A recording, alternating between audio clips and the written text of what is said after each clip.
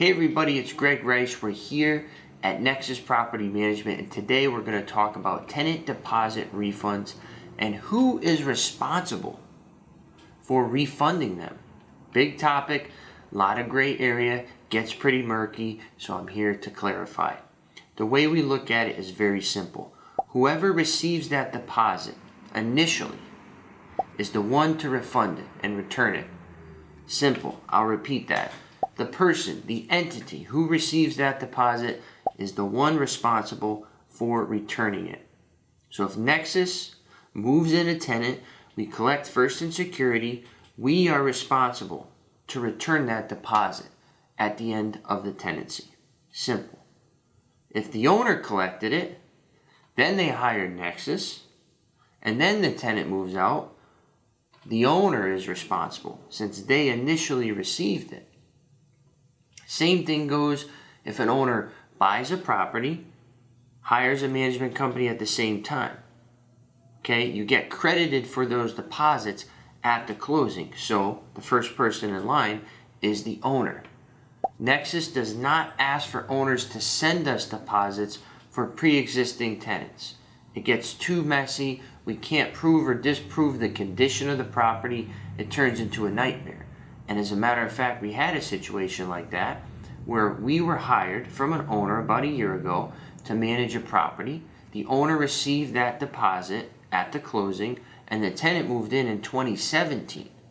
Okay, so the tenant was there even 3 years before this owner bought the property.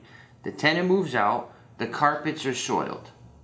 So we suggest in our turnover report that the carpets are replaced. And that's not a function of the deposit. That's just saying, hey, we believe in order to re-rent this unit, the carpets must be replaced.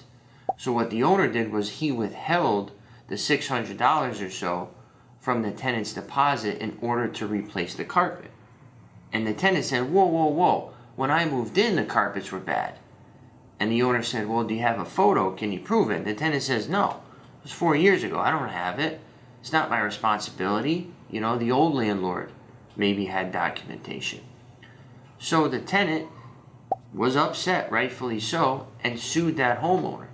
And now the homeowner has to defend himself against this lawsuit and potentially, hopefully, settle for half, some amount that's reasonable for both parties.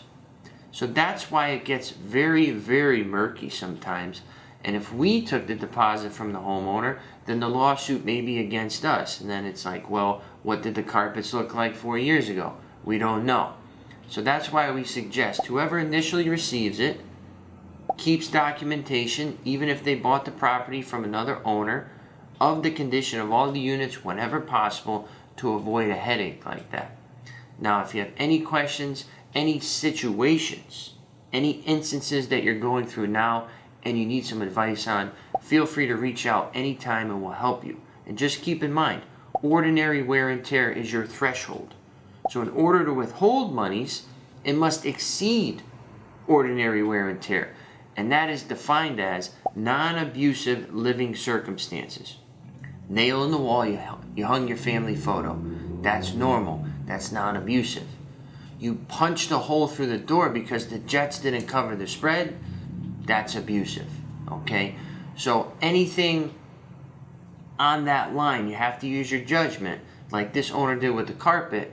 And unfortunately, that was bad judgment. The tenant sued him. You need to be very careful because the line will always be gray. All right? Once again, Greg Rice from Nexus Property Management, your property managed.